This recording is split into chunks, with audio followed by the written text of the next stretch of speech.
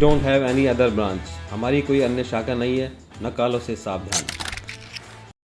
Hello everybody, जय हिंद।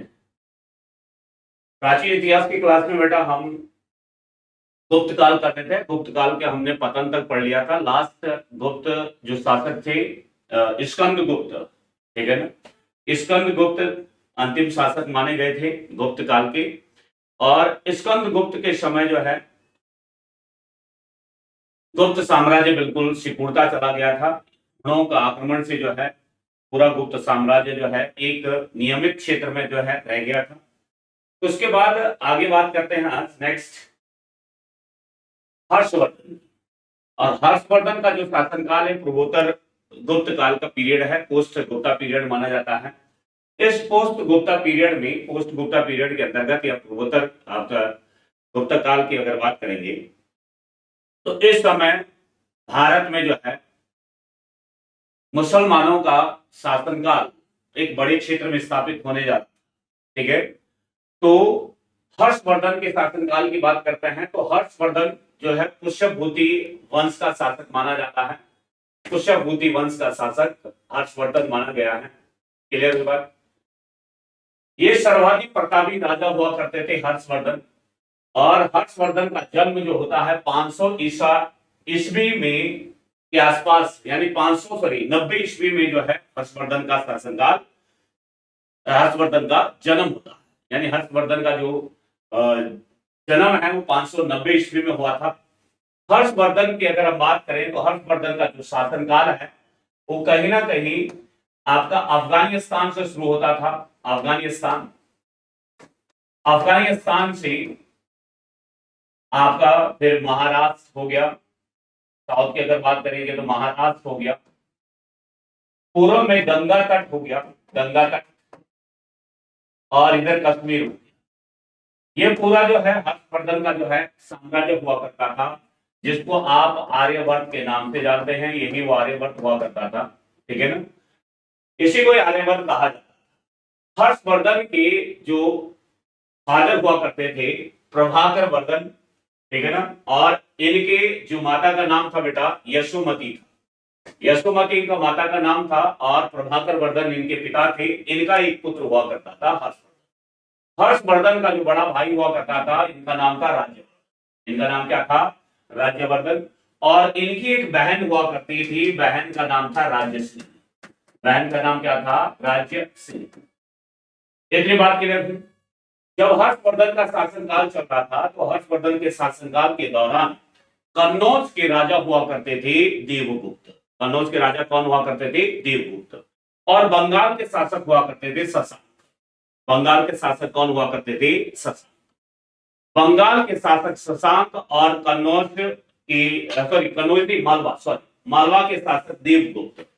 देवगुप्त मालवा के शासक और बंगाल के शासक जो कि गौड़ वंश से संबंधित थे, ठीक है ना, गौड़ वंश से संबंधित थे, जिनका नाम था शशांक। शशांक और देवगुप्त आपस में जो मित्र हुआ करते थे और इन्होंने कन्नौज पर जो है आक्रमण कर दिया। कहां पर आक्रमण किया? कन्नौज पर। किसने आक्रमण किया? मालवा के शासक देवगुप्त और बंगाल के शासक शशांक। और कन्नौज के राजा हुआ करते थे उस समय, कन्नौज के राजा हुआ करते थे बेटा ग्रहवर्मन। कौन हुआ करते थे? ग्रहवर्मन।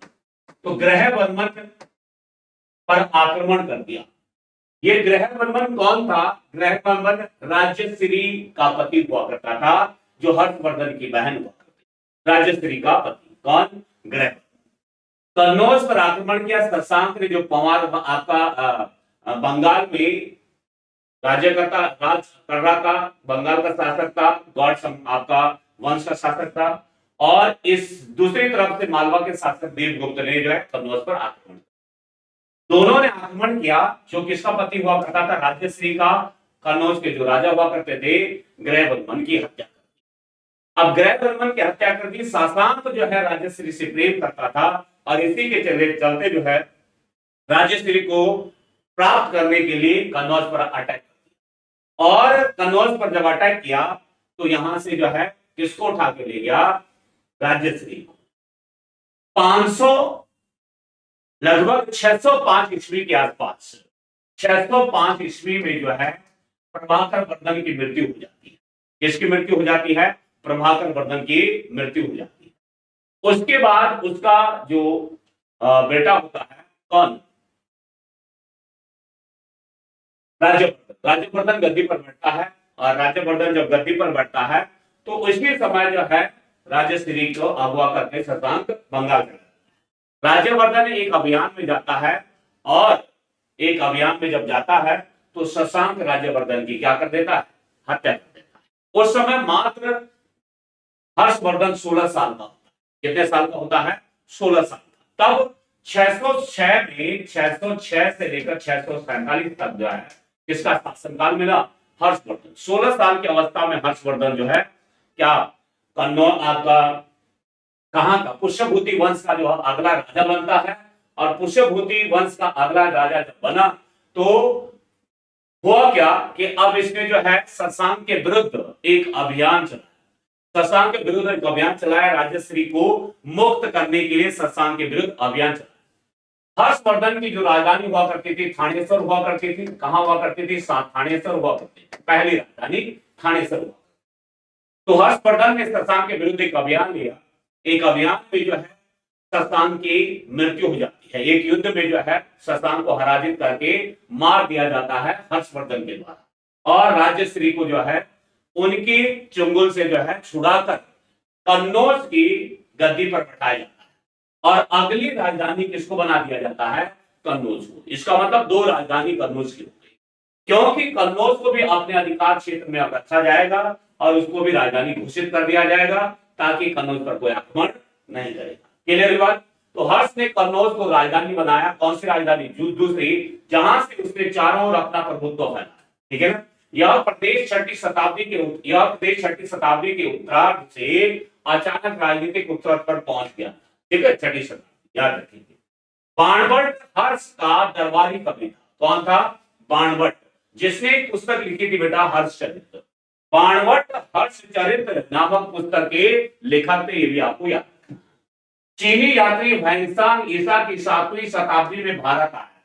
कौन सी शताब्दी में भारत आया था? वैनसांग ईसा की 7वीं शताब्दी में, लगभग 629 ईस्वी में।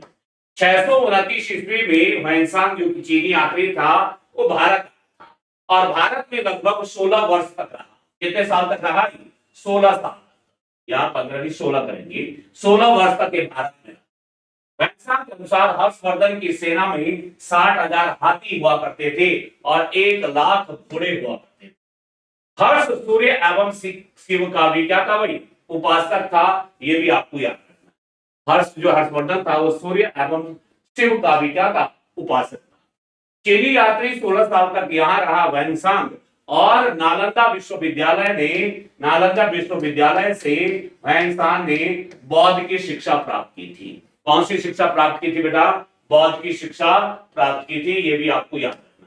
क्लियर? वैनसांग के अनुसार हर्ष ने स्वयं को राजपुत्र कहा तथा अपना उपनाम शिलादित्य रखा। एक उपाधि धारण की थी। कौन सी उपाधि धारण की थी बेटा? शिलादित्य की उपाधि धारण की थी।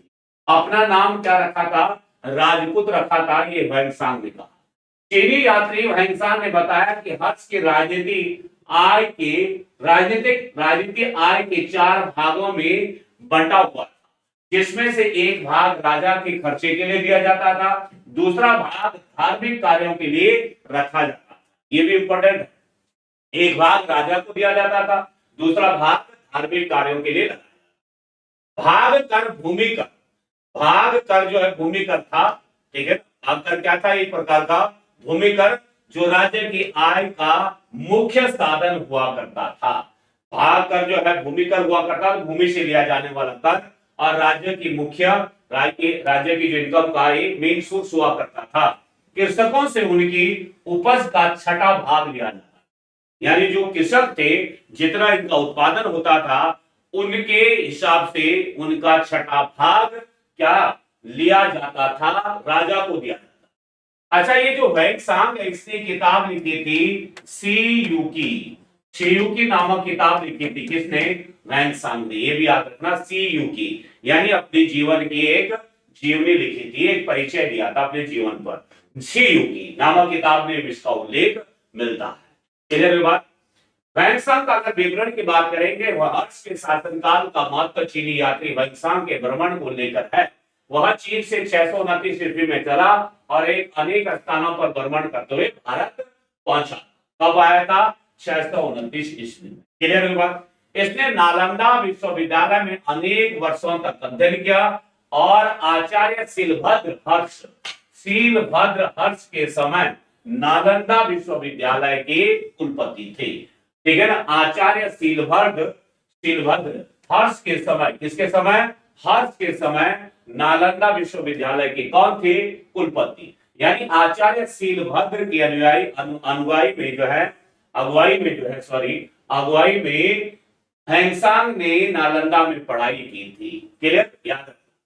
वैंगसांग के प्रभाव में आकर हर्ष बौद्ध धर्म का महान समर्थक हुआ। यानी वैंगसांग तो बौद्ध धर्म से संबंधित था, बौद्ध की शिक्षा लेने के लिए पहुंचा था, लेकिन वैंगसांग के प्रभाव में आकर फाइनली हर्ष ने भी अपने जीवन के अंतिम दौर में जो है बौद्ध धर्म को जो है समर्थन दिया, बौद्ध धर्म अपनाया होगा। उक्त चीनी विवरण से ज्ञात होता है कि उस समय पाटलिपुत्र तथा वैशाली पतन की अवस्था में था। पाटलिपुत्र और वैशाली का उस समय अंतिम दौर चल रहा था जब वैंगसांग कहां आया था? भारत पहुंचा। ठीक है। सन 647 ईस्वी में हर्षवर्धन की क्या हो जाती है बेटा? मृत्यु हो जाती है। हर्षवर्धन की क्या हो जाती है? मृत्यु हो जाती है। ठीक है ना। हर्षवर्धन की क्या हो जाती है? मृत्यु हो जाती है। इनकी 2 से 3 इंपॉर्टेंट पुस्तक है। पुस्तक का नाम लिखेंगे। एक है पुस्तक, अगर बात करेंगे, नागनंद इनकी बहुत इंपॉर्टेंट पुस्तक।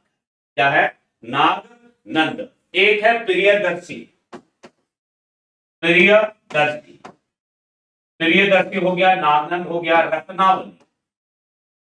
ठीक है। ये इनकी इंपॉर्टेंट पुस्तक है, नागनंद, प्रियदर्शी और रत्नावली। ठीक है ना। ये हर्ष की कुछ इंपॉर्टेंट किताबें हैं, इनको भी आपको ध्यान में रखना। ठीक है। तो इतना आप हर्षवर्धन में देख लीजिएगा। प्राचीन काल में जितना आपको पढ़ाया है उनको अच्छे से पढ़ेंगे आप, तो प्राचीन काल से बनने वाले जो प्रश्न हैं वो कभी नहीं छूटेंगे। ठीक है। तो जितना पढ़ा है उसको बार बार रिपीट करते रहना है। ठीक है। बार बार जो रिवीजन करें आप उसका। और आज की क्लास को हम यहीं पर एंड करेंगे। अपना ख्याल रखें, पढ़ते रहें। जय Hind. Kindly subscribe D-Day YouTube channel and don't forget to press bell icon.